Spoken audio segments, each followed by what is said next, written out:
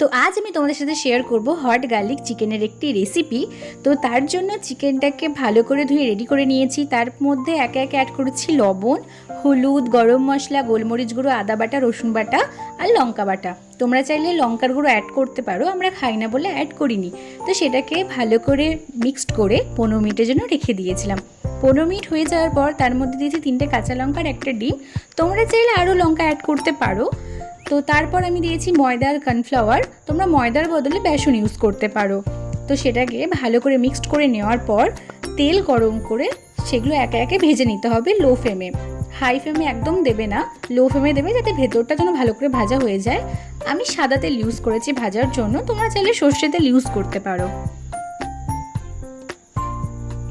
তো দেখো আমাদের ভাজা মোটামুটি কমপ্লিট হয়ে গেছে। তো এরপর আমরা তৈরি করব গ্রেভির প্রিপারেশন। তো তার জন্য আমি শুকনো লঙ্কাকে গরম জলে ভিজিয়ে রেখেছিলাম, আর তারপর যেই তেলটাতে ফ্রাই করলে চিকেনগুলো সেই তেলের মধ্যেই দিয়ে দেবে রসুন কুচি, পেঁয়াজ কুচি আর লঙ্কা কুচি। এগুলোকে অল্প ভেজে নেবে, খেয়াল রাখবে রসুনটা যেন পুড়ে না যায়, তাহলে কিন্তু একটা পোড়া পোড়া স্মেল আসবে।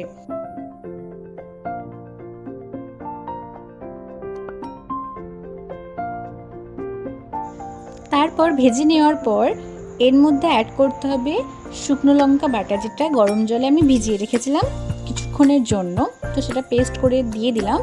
তোমরা চাইলে বেশি দিতে পারো, যে যেরকম ঝাল খাও সেই অনুযায়ী দেবে।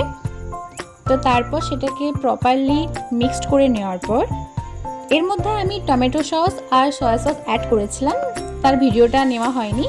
তো সেটাকে ভালো করে দেওয়ার পর চিকেনগুলো একে একে দিয়ে দেবে। তো ব্যাস রেডি আমাদের হট গার্লিক চিকেন।